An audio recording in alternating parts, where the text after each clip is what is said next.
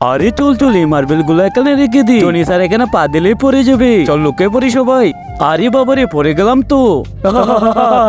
আরে এই বাচ্চাগুলো তো আমাকে অনেক জ্বালাচ্ছে। দাঁড়া এই জাদুর বাঁশি দিয়ে তোদের অনেক মজা দেখাচ্ছি। আরে জনি স্যার একটা গাদা। কিরে এটা কে লিখেছে? রাজু তুই দাঁড়া বল এটা কে লিখেছে? আরে স্যার আমি তো এটা জানি না। জানিস না? ঠিক আছে।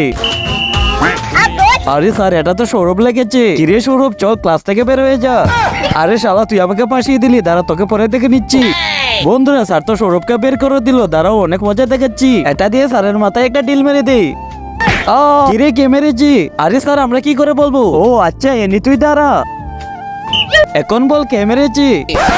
আরে স্যার রাতুল মেরেছে। কিরে রাতুল তুই ক্লাস থেকে বের হয়ে যা। এনি তুই এটা ঠিক করলি না। আরে রুনি শুন কিছু তো একটা সমস্যা আছে। যখনই স্যার বাঁশিটা বাজায় তখনই আমরা সব সত্যি কথা বলে দিই। হ্যাঁ ঠিক বলেছিস। আরে ওই দেখ বাঁশিটা, চল আমরা নিয়ে আসি। হ্যাঁ ঠিক আছে চল।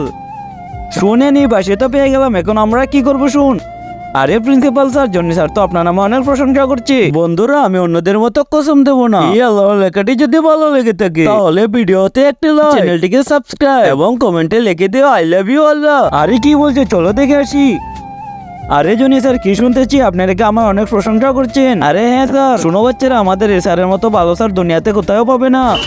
আরে বাচ্চারা ও তো এক নম্বরে একটা চুল। আমি কতবার বলেছি আমার বেতনটা বাড়িয়ে দাও, ও তো দিলই না। ও একটা বদমাস চুল লুচ্চা। আরে শালা জনি তুই এটা আমার নামে কি বলছিস? দাঁড়া তোকে দেখাচ্ছি মজা।